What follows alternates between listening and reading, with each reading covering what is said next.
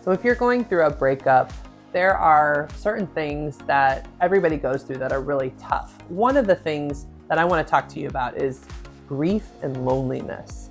So when people are breaking up, they feel a lot of feelings. They feel anxiety. Did I make the right decision? What if I had done this? What if I had done this? They'll feel depression at times and despair. I'm never going to find anybody else. Nobody's going to love me. We all have a little bit of that.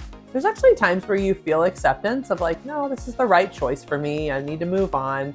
And then loneliness. Loneliness is one of the feelings that is the hardest for people. And it's the one that most typically drives you back to an ex. That's not great for you. So in this video, we're talking about how do you take care of yourself through loneliness. One of the ways is through self-compassion. And the self-compassion language that you need is very, very much like a friend would talk to you if you reached out to them when you were feeling lonely. So you might say, oh, I really love them. I'm struggling. They were there for me when I did this or that, and I just miss them.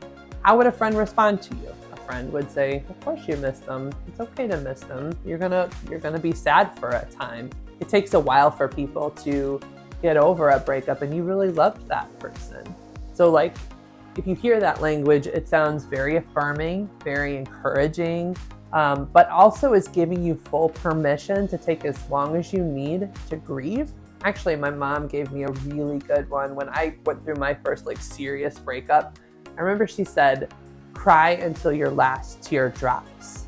And I loved that phrase. I used it a lot in my own breakup process because essentially it was full permission to take as long as I needed to let go, and actually it was my first breakup. So it took a while. I had a lot of tears to cry. And so that's some of what I want you to be saying to yourself through your loneliness. Cry until your last tear drops. It's okay to be sad.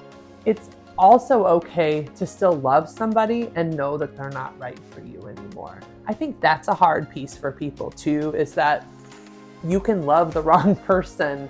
There's this song that I love, Sometimes Love Just Ain't Enough. And it's this old 80s song. If you've heard it, cool. If not, no big deal. But basically, it's a song that talks about how you love each other a lot. And you just realize that there's more to life than love.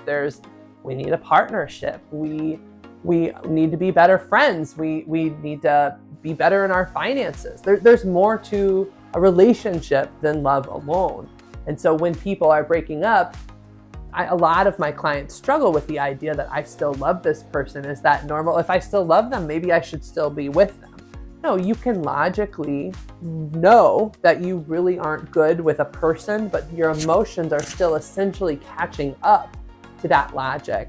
And so this language I'm describing is a way to support yourself through that emotion's catching up with logic experience. And it's just giving it as long as it needs to do what it needs to do to move through that grief. So it sounds like it's okay to be sad. It's okay to be hurt. Take as long as you need.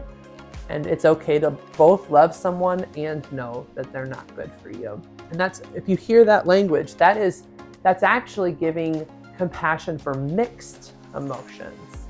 Most people feel mixed emotions when they are breaking up.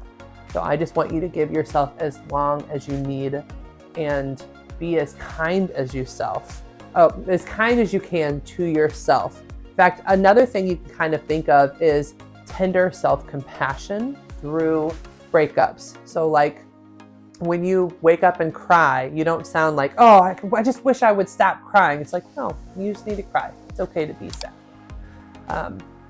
So this has been Angela Skirtu, and please like and subscribe. If you would like to see me as a therapist, you can visit my website at therapistintstlouis.com and submit a contact form.